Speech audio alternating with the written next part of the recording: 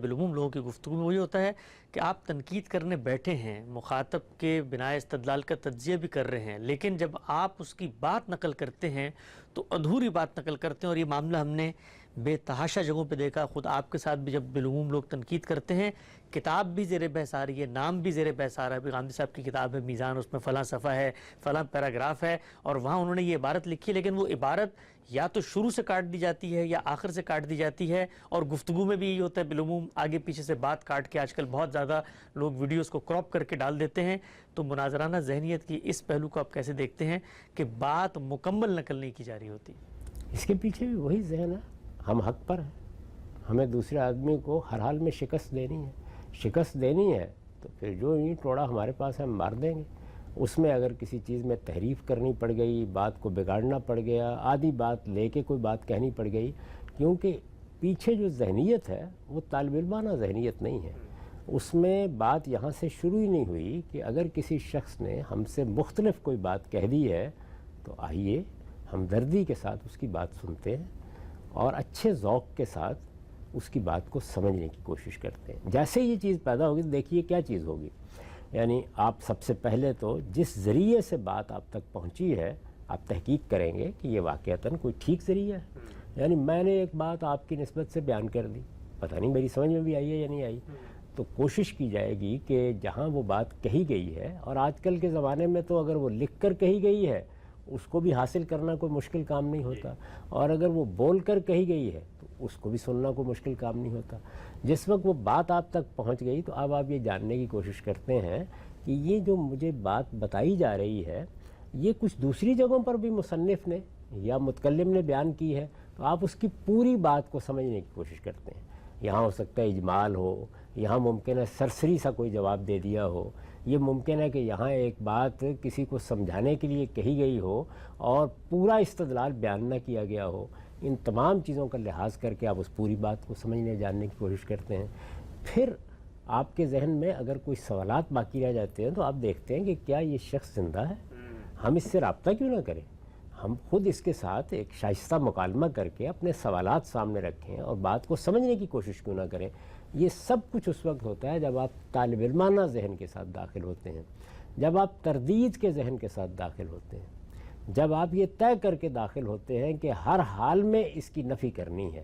تو یہاں پھر یہ ساری چیزیں بے معنی ہو جاتی ہیں۔ یہاں تو سب سے بڑی بات یہ ہوگی کہ اس آدمی کا استخفاف کرنا ہے، کہیں اس کا علم ناپنا ہے، کہیں اس کی داڑھی ناپنی ہے، کہیں اس کی کوئی غلطی ڈھونڈنی ہے، اگر کسی وقت بات کرتے ہوئے سبقت لسانی سے بھی کوئی چیز غلط نکل گئی ہے تو اس کو نمایاں کرنا ہے، اس کو لوگوں تک پہنچانا ہے، اس کی بنیاد پر کہیں اس کے علم پر کہیں اس کے عمل پر حملہ کرنا ہے۔ یہ حقیقت ہے کہ یہ معاملات آپ کرنا شروع کر دیں تو بڑے بڑے لوگوں کی ایسی ایسی چیزیں ڈھونڈ کے نکال کے پیش کر دیں گے کہ ان کو خود محسوس ہوگا کہ انسان انسانی ہوتے ہیں، لیکن جب یہ معاملہ ہوتا ہے تو لوگ کرتے ہیں اور یہ سمجھتے ہیں کہ اس طرح ہم نے ایک ایسی فضا پیدا کر دی ہے جس میں اب کون معقول آدمی کسی کی بات سننے کے لیے تیار ہوگا، اس میں تو اب فتح ہی فتح ہے۔ تو دیکھیے شروع سے آخر تک فتح و شکست کی ذہنیت ہے جو یہ مسائل پیدا کرتی ہے۔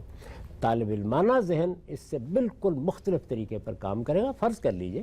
کہ ایک طالب علم نے آپ کے ساتھ بات کی، تبادلہ خیالات ہوا، آپ کی بنائے استدلال کو جانچا پرکھا، اس کے بعد بھی اس کا اختلاف قائم ہے، تو وہ کیا کرے گا؟ وہ یہ کرے گا کہ اگر خاموش ہے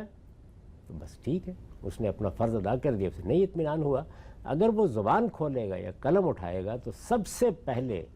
آپ کے نقطہ نظر کو اس طرح بیان کرے گا کہ آپ بھی پکار اٹھیں کہ میں اس سے بہتر طریقے پہ بیان نہیں کر سکتا تھا۔ میں آپ سے عرض کرتا ہوں کہ کئی برس تک مجھے صرف ایک ہی جواب دینا ہوتا تھا لوگوں کو کہ جس چیز پر آپ تنقید پڑھ کے یا سن کے آ رہے ہیں وہ میری بات ہی نہیں، میں نے وہ بات کہی نہیں، میری بات پہلے سمجھ لیجئے وہ ہے کیا۔ اچھا، اس کو لوگوں نے کہا کہ لوگوں کو یہ بتایا جاتا ہے کہ کوئی میری بات نہیں سمجھ سکتا۔ میری بات میں مشکل نہیں ہے، کسی کی بات میں مشکل نہیں۔ مولانا سید ابوالرحمٰن صاحب مودودی اس کا ہدف بنے، بات سمجھنے میں کوئی مشکل نہیں تھی، آپ سمجھنا چاہتے نہیں، آپ اس کو اس طرح بیان کرنا نہیں چاہتے۔ جب آپ نہ سمجھنا چاہتے ہیں نہ بیان کرنا چاہتے ہیں تو سادہ ترین بات بھی پھر ابلاغ سے قاصر رہ جاتی ہے۔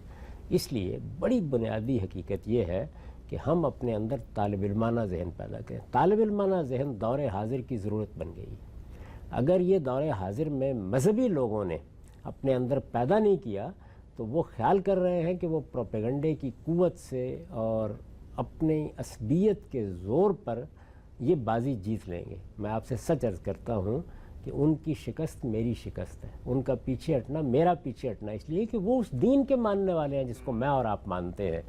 جب یہ صورتحال ہے تو یہ بڑی دردمندی کی درخواست ہے کہ اب یہ معاملہ چلنے کا نہیں ہے، یہ آپ کی ہزیمت نہیں، یہ دین کی ہزیمت کا ذریعہ بن جائے گا، اور بن رہا ہے۔ نئی نسلوں میں آپ خود جا کے دیکھ لیجئے یہ صورتحال ہے، اب کوئی راستہ اس کے سوا نہیں کہ جس سے بھی بات کرنی، میں کہتا ہوں کہ مقابل میں کوئی مذہبی تعبیر نہیں، الحاد ہے، اس سے بھی آپ کو شائستگی کے ساتھ طالب علمانہ تبادلہ خیالات کرنا پڑے گا۔ ممکن ہے کہ الحاد کا کوئی علمبردار ناشائستہ گفتگو شروع کر دے،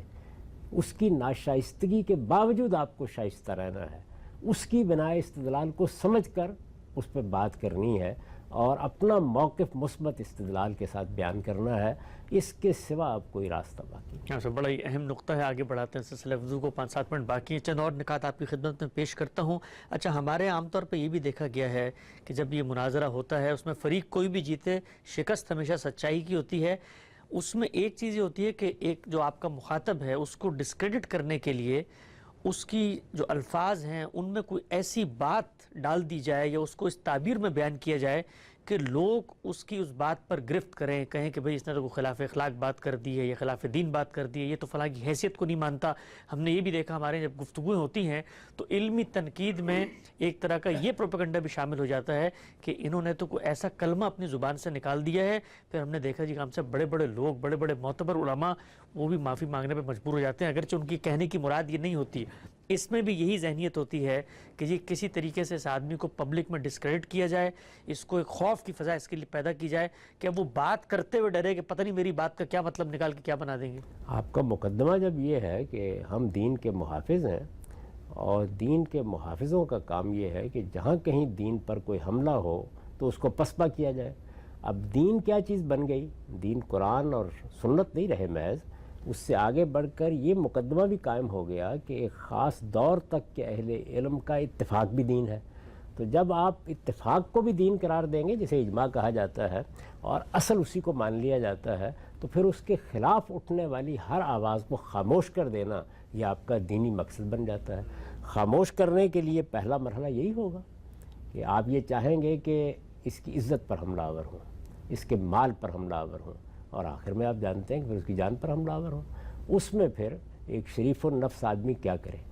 یعنی بہت سے لوگ ہیں جنہوں نے جان دے دی، اور بہت سے لوگ ہیں جن کو ہجرت کرنا پڑ گئی۔ اللہ تعالیٰ نے بھی اپنے پیغمبروں کو جب اس مرحلے سے گزرتے دیکھا یا صالحین کو دیکھا تو یہی فرمایا کہ خدا کی زمین وسیع ہے، تم ادھر نکل کیوں نہیں جاتے؟ کیوں؟ اس کی وجہ یہ تھی کہ جو لوگ وہاں موجود تھے وہ ان کی جان کے درپے ہو گئے۔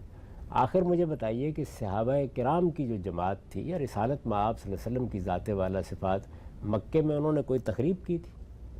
انہوں نے کسی کے خلاف کوئی اقدام کیا تھا؟ کسی کو گالی دی تھی؟ کسی کو سب و شتم کیا تھا؟ کسی کے مال کو کوئی نقصان پہنچایا تھا؟ کسی کی جان کو نقصان پہنچایا تھا؟ ایک دعوت تھی نا جو پیش کر رہے تھے۔ آزادی کے ساتھ وہ اپنا کام کرتے رہتے،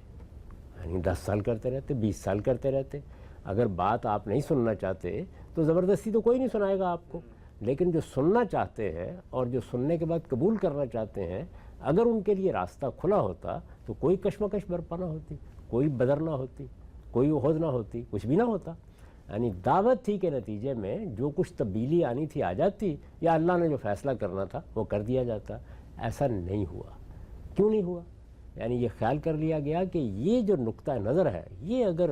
وسیع ہو جاتا ہے اور زیادہ لوگ اسے قبول کر لیتے ہیں تو ہمارا یہ تہذیبی دائرہ یہ مجروح ہوگا، ہماری تہذیبی شناخت باطل ہوگی، ہماری روایات کے خلاف یہ بات ہوگی، اور ہمارے ہاں جو ہمارے زعماء ہیں ان کی عزت، ان کا وقار لوگوں کے ذہنوں میں کم ہوگا، اور ہم نے جو چیزیں اب تک اخذ کر کے اپنا ایک نظم بنایا ہوا ہے یہ درم برم ہو جائے گا۔ تو گویا یوں سمجھ لیجئے کہ مسئلہ حق و باطل کا نہیں ہے، مسئلہ وہی اپنی تہذیبی شناخت، اپنے تفوق، اپنی برتری، اپنی عصبیت کا ہے۔ اس کو چیلنج کر دیا تو اب چاہتے ہیں آپ کہ مارنا ہے تو مارے۔ چنانچہ دیکھیے کہ کتنے ظالمانہ طریقے اختیار کیے گئے غلاموں کے معاملے میں، زیر دستوں کے معاملے میں، عورتوں کے معاملے میں۔ اگر آپ ام القریٰ میں جو حالات پیش آئے ان کو پڑھیے تو رونگٹے کھڑے ہو جاتے ہیں۔ ان میں سے کسی شخص نے بھی کوئی بغاوت نہیں کی، کچھ بھی نہیں کیا۔ اسی طرح کا معاملہ آپ پھر بعد میں بھی دیکھتے ہیں۔ اہل علم ہے، ایک رائے قائم کی،